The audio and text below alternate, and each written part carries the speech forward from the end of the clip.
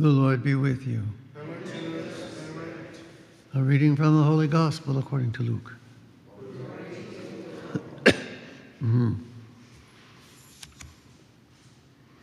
On a Sabbath, Jesus went to dine at the home of one of the leading Pharisees. And the people there were observing him carefully. He told a parable to those who had been invited, noticing how they were choosing the places of honor at the table. When you are invited by someone to a wedding banquet, do not recline at table in the place of honor. A more distinguished guest than you may have been invited by him, and the host who invited both of you may approach you and say, "Give your place to this man."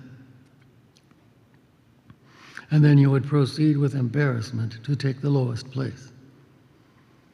Rather, when you are invited,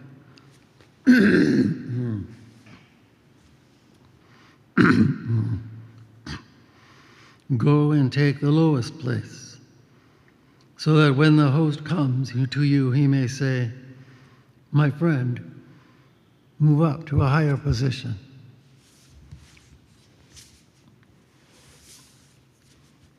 Then you will enjoy the esteem of your companions at the table.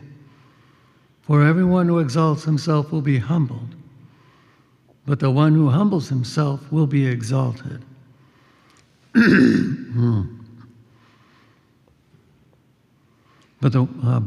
Then he said to the host who invited him, "When you hold a lunch or dinner, do not invite your friends or your brothers or your relatives or your wealthy neighbors, in case they may invite you back and you have repayment.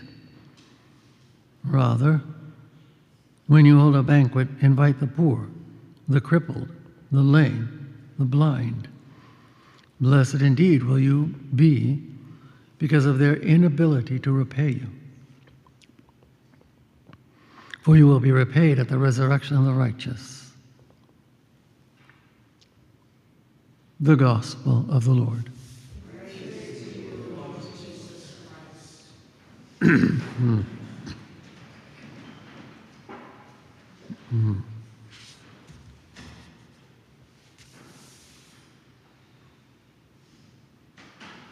Praise be Jesus and Mary. Now and forever.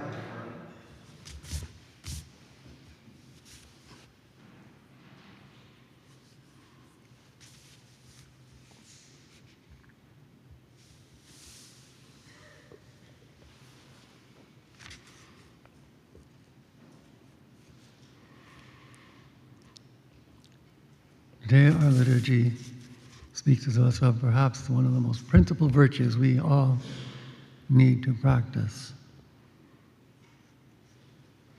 the virtue of humility. Of course, the queen of virtues, as it's called, is charity, love of God for the sake of God, and that's what we must always seek. What's the virtue we must practice in order to achieve that? It's humility.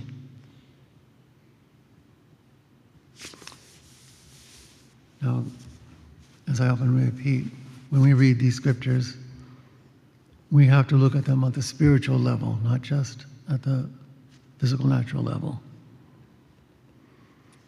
As we see our Lord pointing out in the gospel passage, when he tells us towards the end here, we should be inviting the poor, the crippled, the blind, etc. All right? But what our Lord is really telling us there is, wonderful if we were able to do that. Of course, we wouldn't get anything back. But that's what our Lord is pointing out. We shouldn't be counting the cost. Or, is this going to make me look good? What's important is, how do I look before God? Will this serve God better? That's what we need to do. All right? So we can invite our friends and our relatives, etc., but don't look for anything back. Do as much as we can without counting the cost. Be generous as we can. Why? Out of the love for God. The more we love God, the more we are in tune with Him, the more we are seeking to serve Him, the more we are going to want to give. And how can I give more if I'm thinking of myself? What makes me look good? Well, I'm better than everyone else. That's not their approach. Actually, we have to look at ourselves and see, and we should be seeking to do this every day in our reflection, our meditation, our prayer. And look how little I am before God. Without His grace, I can't do anything, not a thing, not even anything of good. I can't do anything. I'm nothing without God. If God weren't here with me right now, keeping me in existence, and that's for every one of us, if He wasn't here right now, we would not exist. We wouldn't be here. We wouldn't exist. We can't do it without God. That is, of course, the whole problem of our world today. Everybody thinks we can do it without God. We have technology, we have science, we have so much. True. But we need to use it towards the service of God, not for ourselves, for God. Because it's God that keeps us here, keeps us alive so that we can work with the technology, etc. But we have to use it for the good. We have to use it for the service of God. Otherwise, in and of itself, that too is nothing. And that's the way we have to look at ourselves. We are nothing before God. But with the grace of God, we can accomplish everything, anything and everything that He calls us to do. And that's the way we will do it, with His grace, out of love for Him. We are the little nothings. We're the little ones. We're just simply His instruments. That's what He's seeking of all of us. And that's what we are told here to do. Actually, from the book of Sirach, we're giving some very good advice. Don't try to undertake what you know you can't do. Don't try to do more than you can. You take it little by little, what we're able to do, and we grow from that, build on that. And the more we do, the more we're going to find we'll be able to do. With the grace of God, I repeat, we can accomplish anything and everything God wills of us. That's what we must always seek. That's what we seek to live according to His will, not whatever I want. What does God want? Or as the phrase goes, what would God have me do? That's what we must seek. We are the little instruments, and that's all we are, little nothings.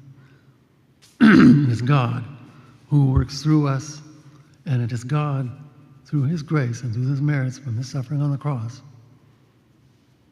that brings us there, that will guide us, that will help us to accomplish what He calls us to do. And so that's what our Lord is telling us. Don't look for the places of honor. Don't look to see how good I can make myself look before everyone else, or even worry about what anybody else thinks of me. What's important? What does God think of me? Where do I stand before God? And if I look at myself carefully, that's what I'm going to see. Without God, I'm nothing. I can do nothing. But with God, as is repeated to us in the Scriptures, all things are possible. Praise be Jesus and Mary. And now,